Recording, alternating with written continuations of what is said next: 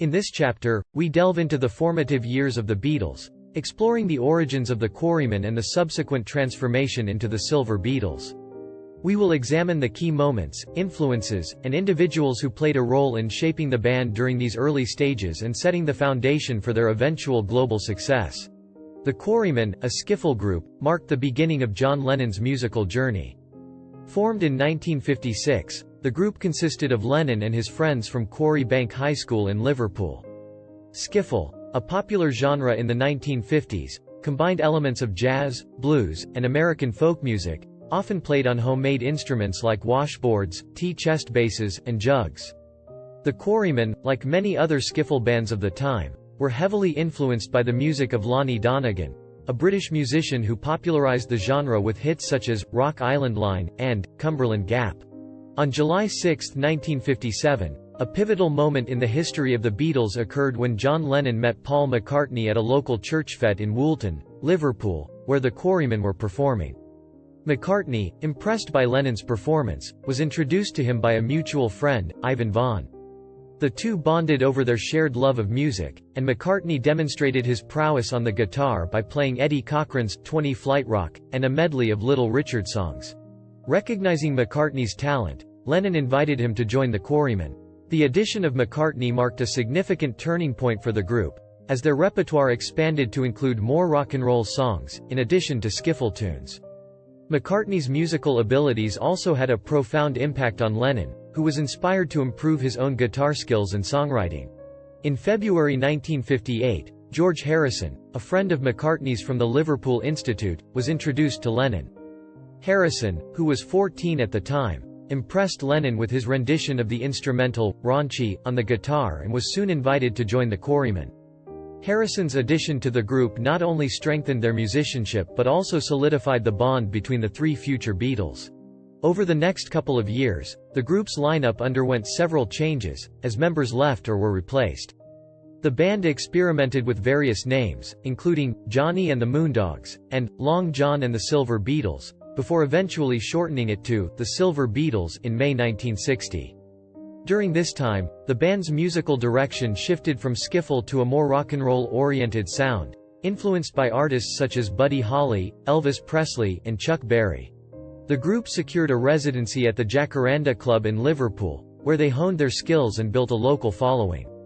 It was during this period that they met bassist Stuart Sutcliffe, a talented artist and close friend of Lennon's from the Liverpool College of Art. Sutcliffe joined the group in January 1960. Despite his limited musical experience, and his artistic sensibilities influenced the band's image and style. The Beatles also underwent several changes in their lineup of drummers during these early years. Tommy Moore, Norman Chapman, and others briefly held the position before the arrival of Pete Best, who joined the group in August 1960.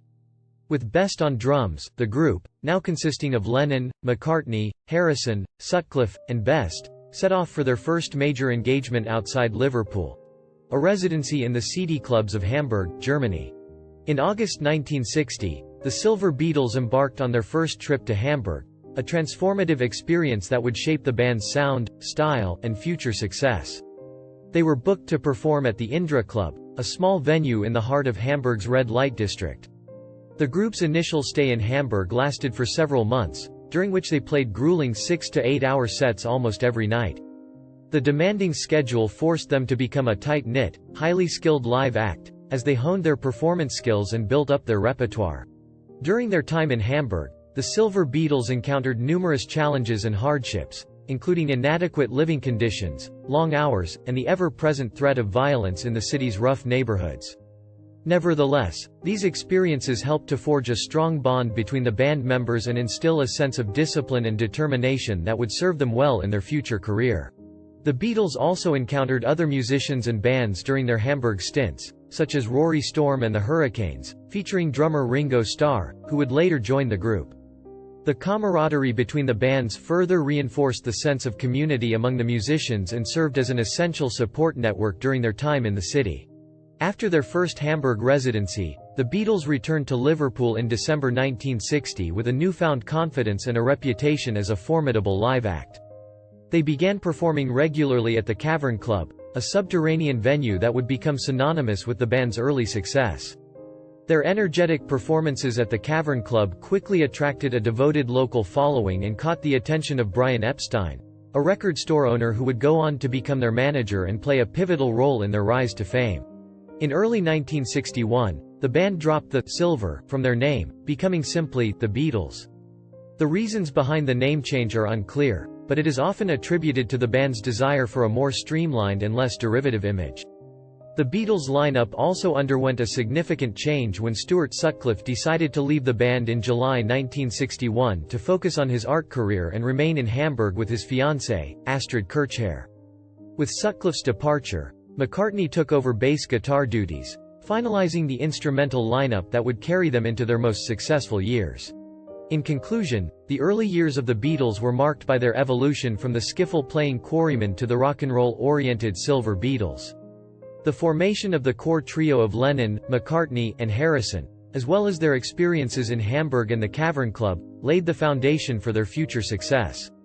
The addition of Pete Best as their drummer, their name change to the Beatles, and McCartney's transition to bass guitar following Sutcliffe's departure further solidified the band's identity. These formative years were crucial in shaping the band's sound, style, and work ethic. The challenges they faced, both personally and professionally, instilled a sense of determination and resilience that would propel them to the forefront of the music scene in the coming years. In the next chapter, we will explore the rise of Beatlemania, the arrival of Brian Epstein as their manager, and the beginning of their recording career. We will examine how the Beatles' talents and unique personalities, combined with the guidance of Epstein and the production skills of George Martin, would lead to a series of groundbreaking albums and a global phenomenon that would forever change the landscape of popular music.